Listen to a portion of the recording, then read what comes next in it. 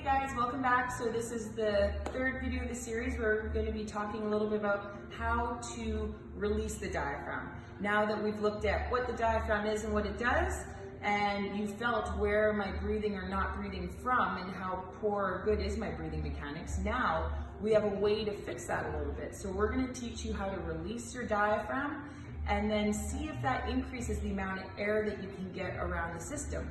So what we want to do is we want to, instead of rolling it or smashing it, we want to use kind of like a three-way stretch. So you'll take a nice big belly breath in. Actually, sorry, I guess to start off with, we need to start with the rib cage. So the ribs, you've got your ribs that come all the way down along here, and that diaphragm, again, attaches all the way up from rib 7 all the way down to rib 10, which goes all the way through here. So you'll just feel along the rib cage. Now, as you can see down here, I can get lots of, sorry, I'm breathing and talking at the same time, but see how there's a lot of give? I can get my fingers well under there, and you should be able to have that nice smooshy feeling under there. But see how when I come up here, there's absolutely no finger getting under there. So my diaphragm compensation is way up high here. And on this side, it's a little bit more, and see how I can't get a finger under there, and there's nothing going underneath there. There's no movement, but in here, lots. And that's the way it should be along the entire rib line. Now, I haven't done my diaphragm release for a few days, and that's where I started to get tight again. So that's what you're looking for. You're feeling along the rib cage and saying, where is it mushy? Where is it super tight where I can't even get my fingers underneath those ribs? And the whole rib line for some people might be completely tight, which is fine. You just kind of start where you feel you want to start. And you don't have to release off the whole thing in one go. You can just start chipping away at it a little bit. So for me, I'm going to start right here because this is just a tight spot that I know for me.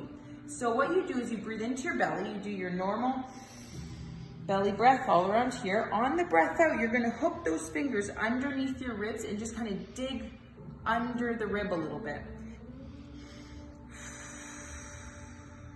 So I've exhaled, I've dug my fingers under. Before I take my breath in, at the end of that exhale, I'm going to cough and flick. So,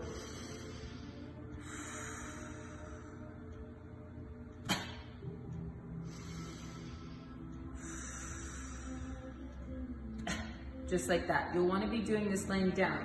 So this is what it's going to look like laying down. There is absolutely no magic number to this. You do it until you feel there's a little bit of a give in the system. So before, I couldn't even get my fingers under there, whereas now, I can get that little bit extra give. So it might take about 3 cough and flicks. Sometimes for me, it can take up to 7. So I breathe in, nice belly expansion. Upper ribs are staying down and relaxed. Breathe out. Cough and flick. And then I go down here. So once I've done a few through here, I come over here. Then I want to focus on my breath. I can put my hands there and say, okay, I start to feel more expansion through my tight side. Now that my diaphragm can start coming out, my abdomen can start expanding again, and then I come back.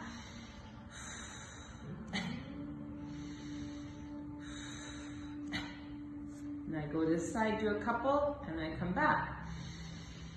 There it is. There's my expansion. Is it coming up in here? Awesome. So that is going to help to increase and regain this breath that's coming all the way down towards your pubic bone and your perineum. Wonderful. So that's how we release the diaphragm. And that's kind of the intro that you want to make before you start to do any sort of core work, because if your diaphragm is not expanding, you're holding on for dear life, you are not going to be able to contract that core. So at the end of that exhale, what I want you to start practicing is exhaling longer than you inhale.